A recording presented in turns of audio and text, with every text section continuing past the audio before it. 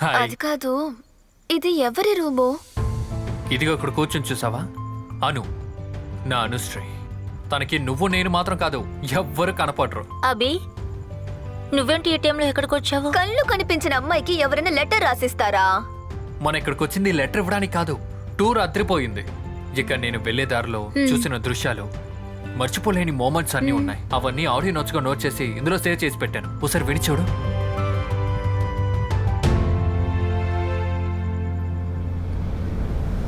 అయ్యో, ఎంత వేడిగా ఉందో. అక్కడ కూడా సమస్య లేదు.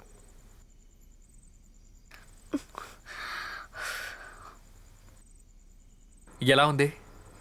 బాగా వేడిగా ఉంది. ఆ, అది కాదు, నేను ఇచ్చిన గిఫ్ట్ ఎలా ఉంది? ఓ అదా? ఆ, అది బాగానే ఉంది. పాపం తనకు బాగా నచ్చినట్టుంది. రాణి, హ్మ్? నా అమ్మకు కూడా కళ్ళు కనిపించేది తెలుసా? అచ్చం తినలానే. కానీ మా నాన్న ఎక్కడికి వెళ్ళినా అమ్మని తీసుకెళ్తారు.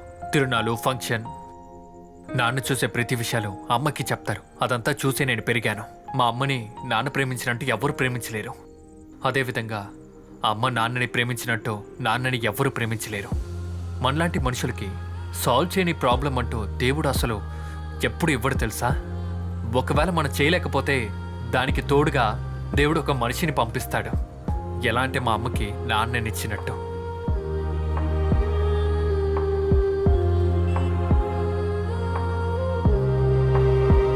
అమ్మకి నాన్నే లోకం.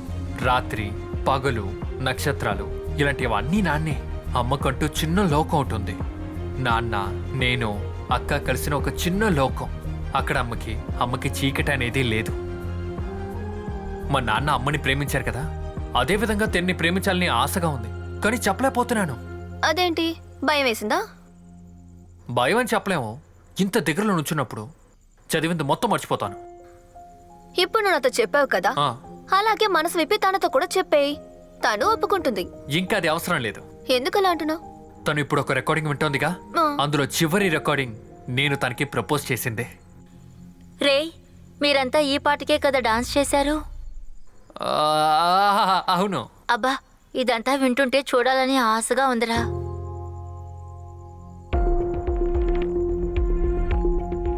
రాణి, ఇంతవరకు చూడని ఒక వ్యక్తి ఆశని నెరవేరుస్తానని చెప్పావు కదా, ఆ, అలాంటప్పుడు అను ఆశని నువ్వు నెరవేరుస్తావా? ప్లీజ్ రాణి. నేను ప్రయత్నిస్తాను. అను, కాసేపటికి నువ్వు ఆశించేదంతా నువ్వు చూడాలా? ఏంటేంటి? నేను ఇక్కడికి వచ్చినందుకు కారణం ఒక మ్యాజిక్ అని నీతో చెప్పానుగా. హా. ఆ మ్యాజిక్ ని వాడుకుని కాసేపటికి నేను నీకు చూపు ఇవ్వగలను. అభి, నువ్వేమంటున్నావురా? కొంచెం సేపే అంటే తర్వాత చూడగలుగుతానా? ఇలా చూడు, కాసేపటికి మాత్రమే. అయినా నువ్వు ఆశించిందంతా చూడగలుగుతావు. కానీ అది ఎలా?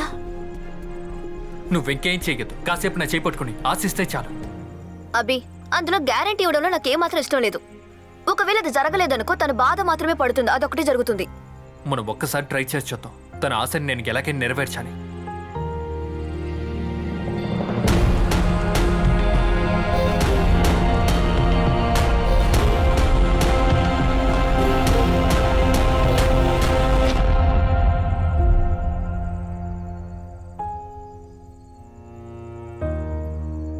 అను, ఏమైంది?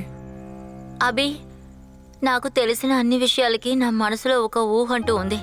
నాన్న, అమ్మ, ఈ భూమికి, అలాగే నీ కూడా, అలా అందరికీ ఉంది. నాకు ఆ రూపమే చాలురా.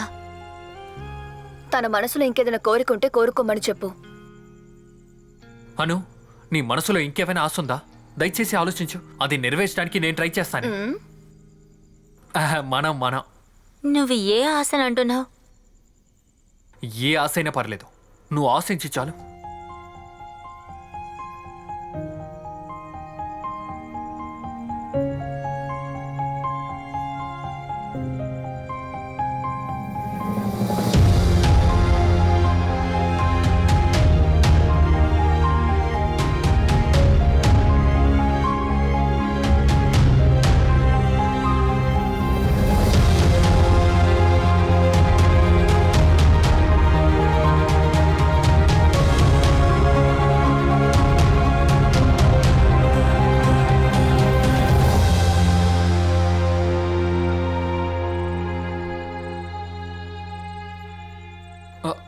మళ్ళీ ఇక్కడే ఉన్నానా? అయ్యో, ఏం మారలేదనుకుంటాను. అను, నువ్వే ఆశించలేదా? ఆశపడ్డాను, దేవుడికి కూడా మొక్కుకున్నాను. ఏటి, అసలు నువ్వేం కోరుకున్నావు? అది నేను చెప్పకూడదు.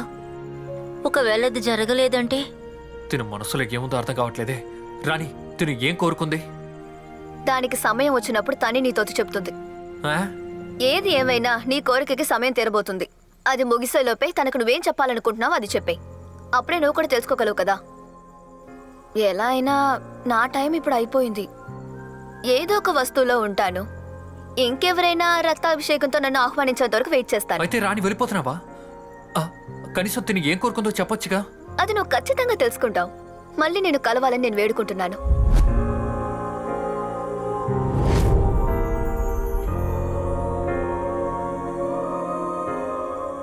మా అమ్మ ఎప్పుడూ అంటూ ఉంటారు, ప్రపంచంలో అందమైన విషయాల్ని కళ్ళతో చూడటం కాదు, మనసుతో తెలుసుకోవటమే అని. ఒకవేళ మనసులో నేను తెలుసుకున్న ఆ మొమెంట్స్ అందమైనవి అంటే అది ఇదే.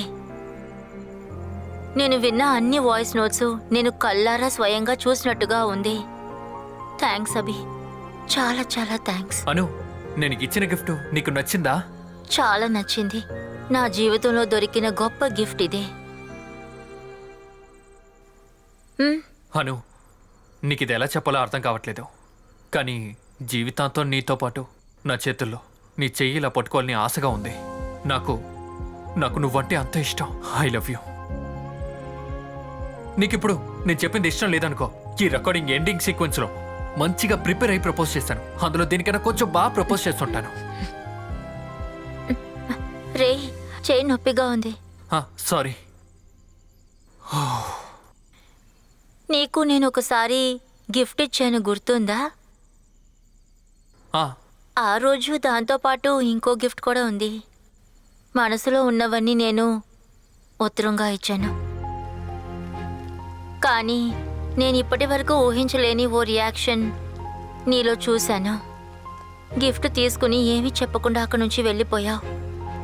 నాకు దక్కని ఓ విషయానికి ఆశపడ్డానేమో అనిపించింది. ఆ భయంతో నేను మళ్ళీ అలాంటి విషయం చేయలేదు.